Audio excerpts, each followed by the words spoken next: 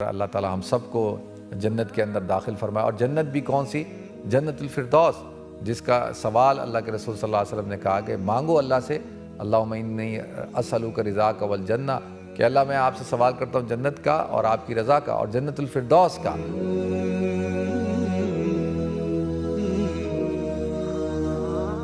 الحمدللہ رب العالمین والعاقبۃ للمتقین والصلاۃ والسلام علی اشرف الانبیاء والمرسلین وعلی آلہ وصحبہ اجمعین. اما بعد فاعوذ باللہ السمیع العلیم من الشیطان الرجیم. بسم اللہ الرحمن الرحیم. محترم ناظرین کرام، بزرگان دین اور میری عزیز ماؤں اور بہنوں بھائیوں، السلام علیکم ورحمۃ اللہ وبرکاتہ.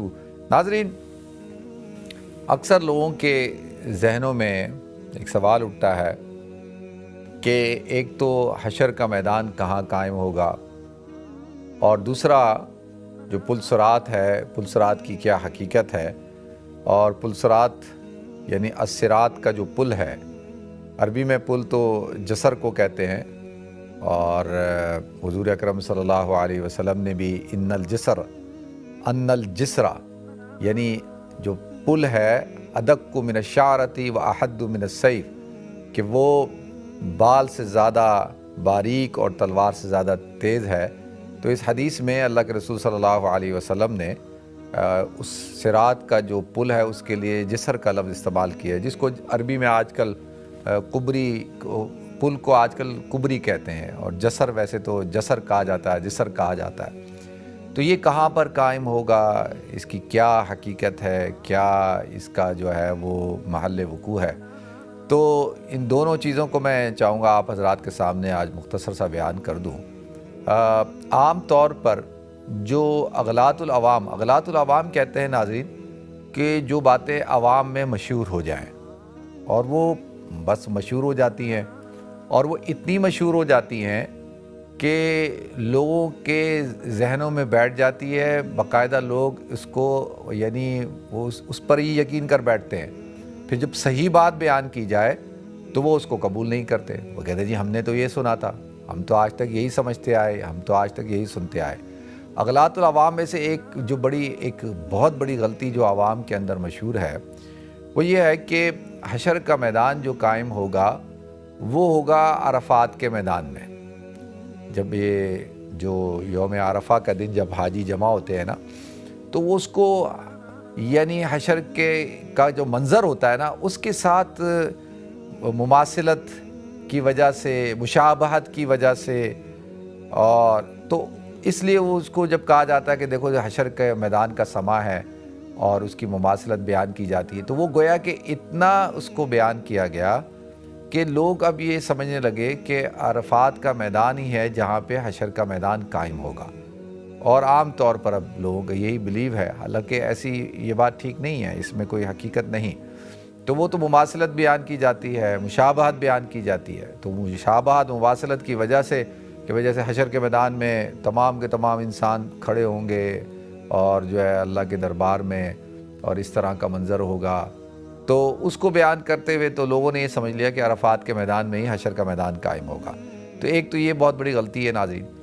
اس کو ہمیں سمجھنے کی ضرورت ہے کہ سب سے پہلی بنیادی چیز یہ ہے کہ جو ارض المنشر والمحشر ہے، وہ سرزمین شام یعنی بلاد شام، ارض مقدسہ بارکنا حولہ، جس کے گرد اللہ تعالیٰ نے برکتیں رکھی ہے. تو یہ جو جہاں پہ مسجد اقصیٰ قائم ہے، اب یعنی اس بات کی تو وضاحت نہیں کی گئی کہ بھئی جہاں مسجد اقصیٰ قائم ہے وہیں پہ حشر کا میدان قائم ہوگا، بلکہ اس بات کو تو حضور اکرم صلی اللہ علیہ وسلم نے بیان کیا کہ وہ ارض المنشر والمحشر ہے، یعنی جمع ہونے کی جگہ اور اٹھائے جانے کی جگہ.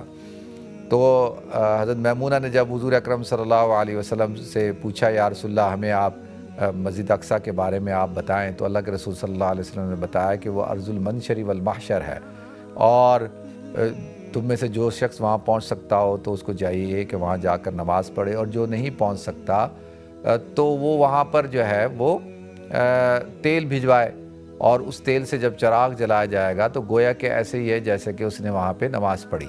اور وہاں پہ نماز پڑھنا 1000 نماز پڑھنے سے زیادہ، کہیں اور پہ نماز پڑھنا اور وہاں پہ ایک نماز پڑھنا 1000 نماز کے بقدر ہے، یعنی 1000 نمازوں کا ثواب ملتا ہے. تو یہ اللہ کے رسول صلی اللہ علیہ وسلم نے اس حدیث کو بیان کیا۔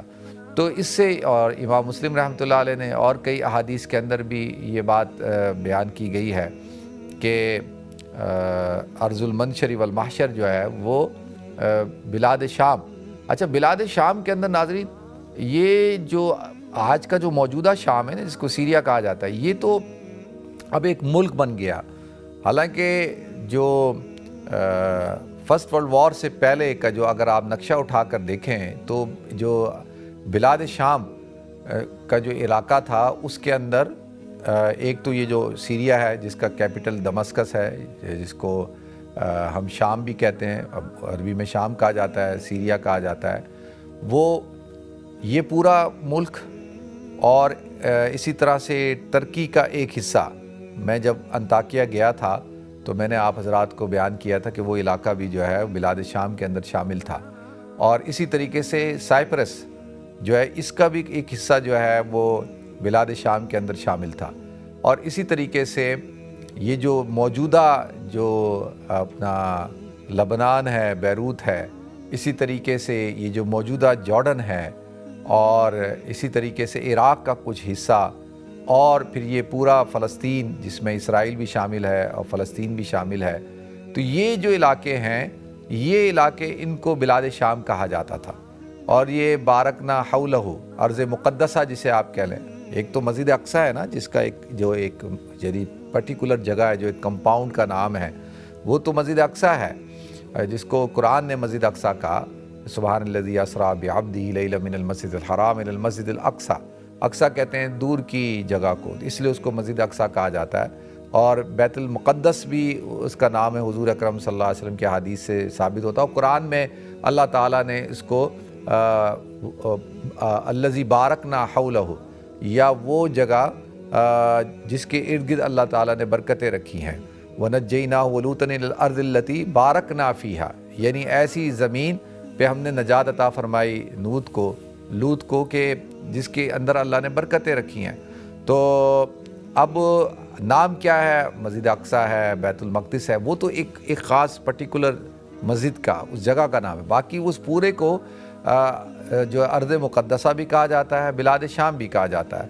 تو اللہ کے رسول صلی اللہ علیہ وسلم نے ارشاد فرمایا کہ وہ، اچھا اب اس پہ سوال اٹھتا ہے کہ بھئی وہ کون سی جگہ ہوگی، یعنی کیا وہ جو جہاں پہ مسجد اقصیٰ قائم ہے، کیا وہاں پہ وہ جگہ ہوگی؟ تو اب اس میں یعنی وضاحت کے ساتھ نشاندہی تو نہیں کی گئی، لیکن اکثر علماء کی رائے ہے کہ بھئی اسی علاقے میں، اسی جگہ پہ ہوگا، کیونکہ یہی وہ جگہ ہے جہاں پر اللہ کے رسول صلی اللہ علیہ وسلم نے انبیاء کی امامت کی، اور یہی وہی جگہ ہے کہ جہاں سے اللہ کے رسول صلی اللہ علیہ وسلم کا جو سفر ہوا آسمانوں کا، وہ بھی یہاں سے ہوا، اور کیونکہ آسمانوں کا جو دروازہ ہے وہ اس جگہ کے اوپر قائم ہے، اور یہیں سے اللہ تعالیٰ نے حضرت عیسیٰ علیہ السلام کو آسمانوں پہ اٹھایا، اور یہی وہ جگہ ہے جہاں سے اب پھر جب اللہ تعالیٰ جو ہے حشر کا میدان قائم کر کے جب دوبارہ جب انسانوں کو سب کو اٹھایا جائے گا تو وہ بھی یہی جگہ ہے۔ تو اس لیے اکثر کی رائے ہے کہ وہ یہی جگہ ہے۔ تو اب سوال یہ اٹھتا ہے کہ کیا یہی زمین ہوگی؟ قیامت میں تو اللہ تعالیٰ جو ہے جب سور پھونکا جائے گا تو اللہ تعالیٰ تو سب کو ختم کر دے گا، پہلا جب سور پھونکا جائے گا، جب دوسرا سور پھونکا جائے گا تو انسان اٹھیں گے، اور یہ زمین بالکل جو ہے وہ روئی کے گالے بن جائے گی، اور بالکل پہاڑ جو ہے وہ بالکل ختم ہو جائیں گے، آسمان اور زمین اللہ تعالیٰ اس کو لپیٹ دے گا، اور یہ تو قیامت میں تو یہ سب کچھ ختم ہو جائے گا۔ تو کیا یہی وہ زمین ہوگی یا کوئی دوسری زمین ہوگی، یا اللہ تعالیٰ جو ہے وہ کیا کرے گا؟ یعنی اس کے حوالے سے کیا اسلام کہتا ہے؟ دیکھیں، یہ جو قرآن کی آیت ہے نا، یوم تبدل الارض غیر الارض والسماوات وبرزوا للہ الواحد القہار، کہ اللہ تعالیٰ آسمانوں اور زمینوں کو کیا کر دے گا؟ بدل دے گا، اور تم سب اپنے رب کے سامنے جو قہار ہے، واحد القہار ہے، اس کے سامنے حاضر کیے جاؤ گے۔ تو یوم تبدل الارض غیر الارض والسماوات، تو اب علماء کی اس بارے میں دو رائے ہیں۔ ایک رائے تو یہ ہے کہ بھئی زمین یہی ہوگی، اس کی صفت کو بدل دیا جائے گا۔ صفت کو بدلنے کا مطلب کیا ہے کہ بالکل یہ اس کے اوپر جو پہاڑ ہیں اور ٹیلے ہیں، یہ درخت ہیں، یہ ساری چیزیں، ان سب کو ختم کر دیا جائے گا، بالکل ایک چٹیل میدان بنا دیا جائے گا، بالکل وہ ایک چٹیل میدان ہوگا۔ اور اس کی یہ بالکل ایسے کہ ایک جو آدمی جو ہے کھڑے ہو کر اگر نگاہ دوڑائے تو اس کو آخر انسان تک جو ہے وہ کوئی چیز مانے نہیں ہوگی دیکھنے میں، بالکل اسٹریٹ کر دے گا اللہ تعالیٰ اس کو، اور اس کی یہ صفت ختم ہو جائے گی۔ اور دوسری یہ ہے کہ بھئی اللہ تعالیٰ جو ہے وہ زمین کو ہی بدل دیں گے، یعنی یہ جو کائنات ہے، یہ کائنات تو ختم ہو جائے گی، قیامت میں تو اللہ تعالیٰ سب کچھ ختم کر دیں گے، چاند اور سورج کی روشنیاں معدوم ہو جائیں گی، منہدم ہو جائیں گی، اور جو ہے وہ اللہ تعالیٰ زمین و آسمان کو سب کو ختم کر دیں گے۔ تو اب کیا ہے کہ اللہ تعالیٰ جو ہے یہ زمین کی ایک نئی زمین، یعنی وہ نئی زمین کیا کہ اللہ تعالیٰ اس کو تخلیق کریں گے، وہ زمین ہوگی کس کی؟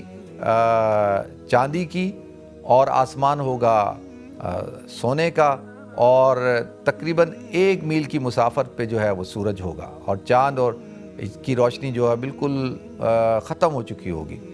اور اسی لیے تو آتا ہے کہ حدیث کے اندر آپ پڑھیں تو کل قیامت کے دن جو ہے لوگ اپنے اعمال کے بقدر کس پہ ہوں گے؟ پسینے میں ڈوبے ہوئے ہوں گے۔ جو بہت ہی کم گناہ گار لوگ ہوں گے وہ ٹخنوں تک، اور پھر ایسے گھٹنوں تک، پھر اسی طرح سے آتا ہے کہ بعض جو ہے وہ کانوں تک جو ہے وہ اپنے پسینے میں ڈوبے ہوئے ہوں گے۔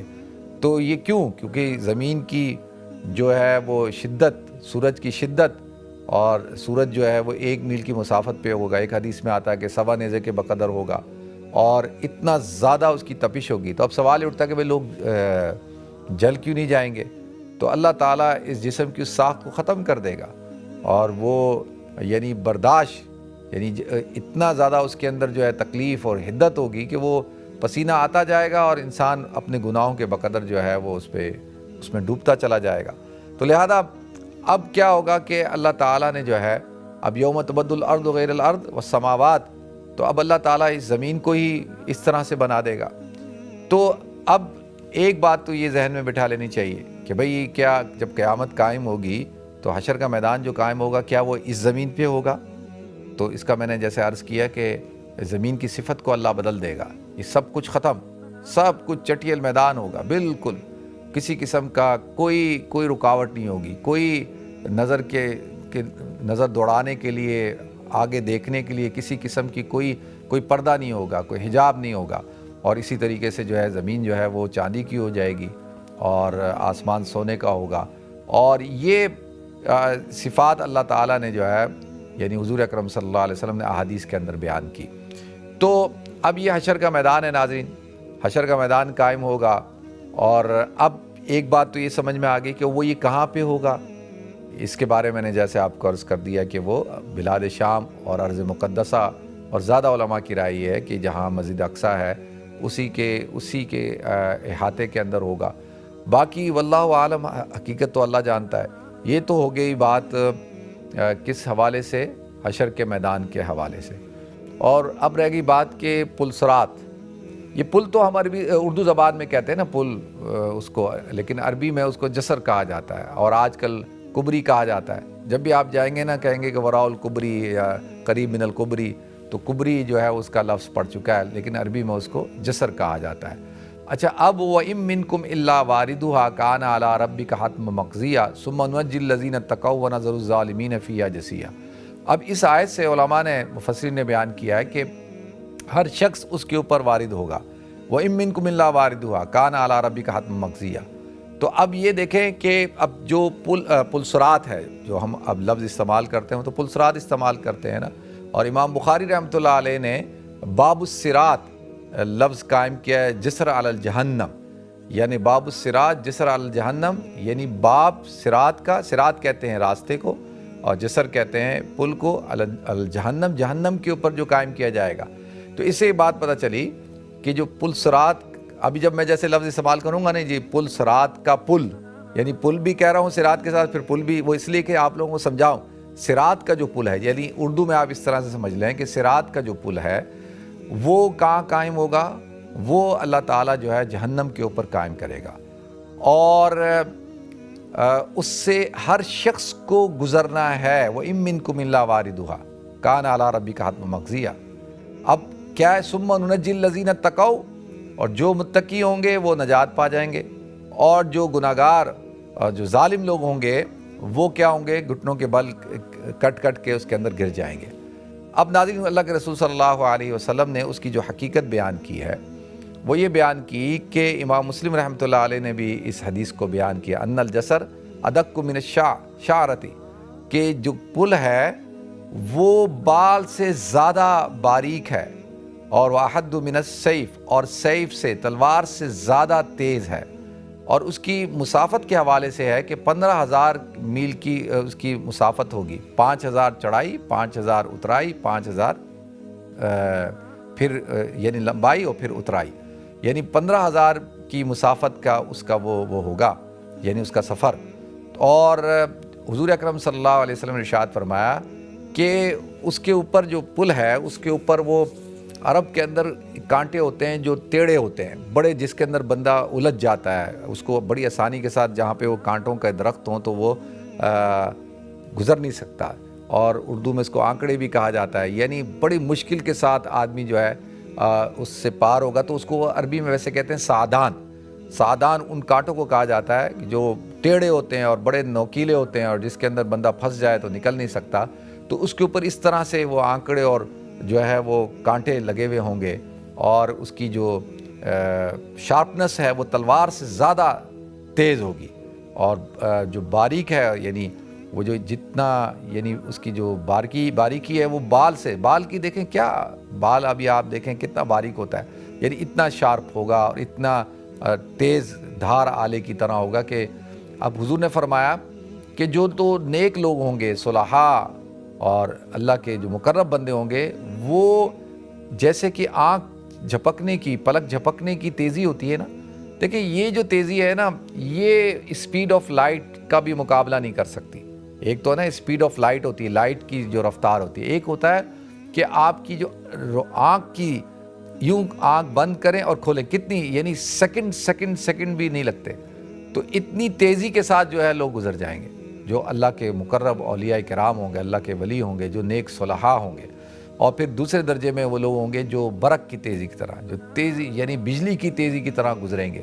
پھر اسی طریقے سے لوگ جو ہے وہ جو سواریاں ہوتی ہیں، عمدہ سواریاں جیسے تیز رفتار گھوڑا، اونٹ، اس طریقے سے ان سواریوں کی طرح گزریں گے. کچھ لوگ ہوں گے جو گھسٹ کر منہ کے بل چل رہے ہوں گے، اور جو ہے وہ اس طرح سے زخم کھاتے ہوئے جو ہے وہ گزریں گے.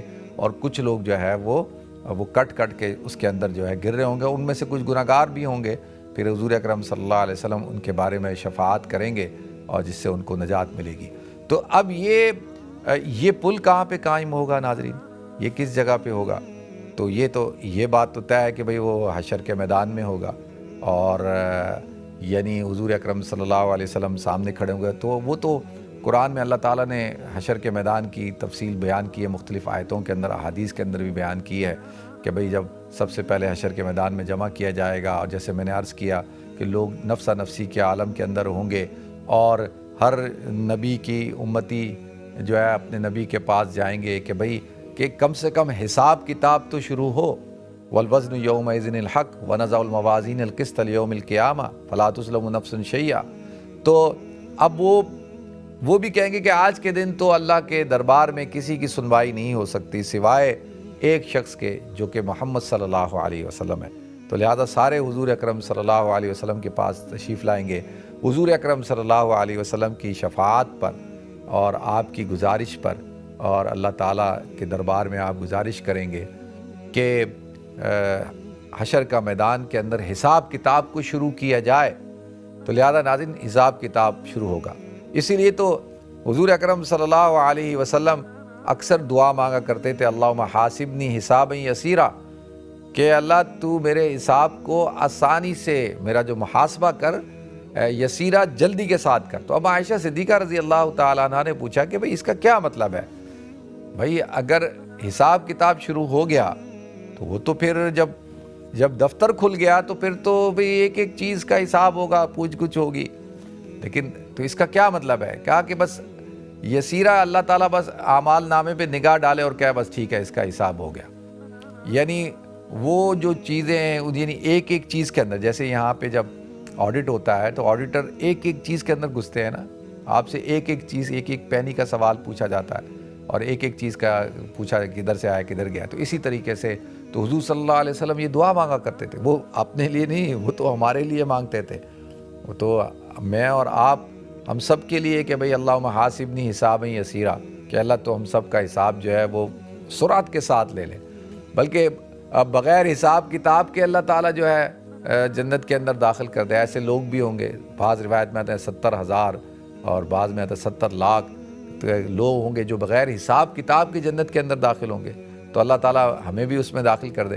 تو لہذا اب جب یہ حساب کتاب کا عمل شروع ہوگا اور پھر جو ہے اعمال نامہ جس کے دائیں ہاتھ میں دیا جائے گا وہ کامیاب ہو جائے گا، جس کے بائیں ہاتھ میں دیا جائے گا وہ ناکام ہو جائے گا. اور اللہ تعالیٰ جو ہے اسی طرح آتا ہے حدیث میں کہ جو کامیاب ہوگا اللہ تعالیٰ اس کو 70 ہاتھ بلند کرے گا تاکہ تمام اہل محشر اس کو دیکھیں. اس کا چہرہ 14ویں رات کی چاند کی طرح پر نور ہوگا، روشن ہوگا. اس کو جنت کا لباس پہنایا جائے گا اور اس کو جو ہے وہ تاج پہنایا جائے گا جنت کا، اور اعلان ہوگا فلاں ابن فلاں قد ثقلت موازینہ وسعید سعادۃ لا یشقی بعدہ ابدا، کہ فلاں ابن فلاں جو ہے وہ کامیاب ہو گیا، اس کے اوزان بھاری ہو گئے اور اب اس کی جو اعمال نامے میں کسی قسم کی کوئی خرابی نہیں ہے، یہ ناکام نہیں ہوگا اور اس کو جنت کے اندر داخل کر دیا جائے گا. اور اسی طریقے سے جو گناہگار ہوگا اس کو بھی 70 ہاتھ بلند کیا جائے گا اور اس کو سرکنڈوں کا تاج پہنایا جائے گا، جہنم کا لباس پہنایا جائے گا. اس کا چہرہ جو ہے وہ سیاہ ہوگا اور اسی طرح سے جو ہے وہ اس کے پاس سے جو ہے انتہائی سخت قسم کا تعفن اٹھ رہا ہوگا. اہل محشر اس کے وجود سے تنگ ہو رہے ہوں گے اور اس کے بارے میں اعلان ہوگا کہ فلاں ابن فلاں قد خفت موازینہ وشقی شقاوۃ لا یسعی بعدہ ابدا، کہ فلاں ابن فلاں جس کے اوزان جو ہے وہ کیا ہو گئے، وہ ہلکے ہو گئے. اب یہ ایسا ناکام ہے کہ اب کبھی کامیاب نہیں ہو سکتا اور اس کو جو ہے جہنم میں داخل کر دیا جائے گا.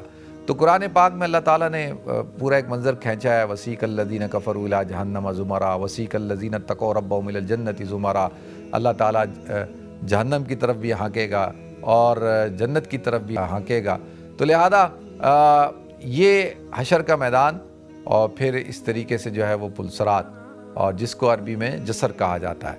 تو یہ آخرت کی جو منازل ہیں ناظرین، تو کئی منازل ہیں. سب سے پہلی منزل تو جو ہے قبر کی منزل ہے، اور اصل بنیادی طور پر تو جو قبر کے اندر حساب کتاب ہونا ہے، اور قبر کے اندر جو ہے من ربو کا، ما دینو کا، من رسولو کا، یہ 3 سوال قبر کے اندر ہوں گے. تو آخرت کی پہلی منزل جو ہے وہ تو قبر ہے. اللہ تعالیٰ مجھے اور آپ کو، ہم سب کو قبر کے عذاب سے اور قبر کے سوالات سے اور اس کی جو منزل ہے اس کے اندر آسانی کا معاملہ فرمائے. جیسے حضرت عثمان رضی اللہ تعالیٰ عنہ فرمایا کرتے تھے نا، قبر آخرت کی منزلوں میں سے سب سے پہلی منزل ہے. اگر یہ ٹھیک ہو جائے تو سب کچھ ٹھیک، اگر یہ خراب تو سب خراب. تو پھر اس کے بعد کی منازل ہیں، اور جو نیک لوگ ہوں گے وہ جنت میں ہوں گے اور جو گناہگار ہوں گے جہنم کے اندر ڈالا جائے گا. وہ تو آخرت کے اندر فیصلہ ہوگا. پھر اللہ تعالیٰ جو ہے وہ اپنا دیدار کروائیں گے اور جنتیوں کو، اور سلام قول من رب الرحیم، اور رب رحیم کی طرف سے جو ہے ان کے اوپر سلامتی ہوگی.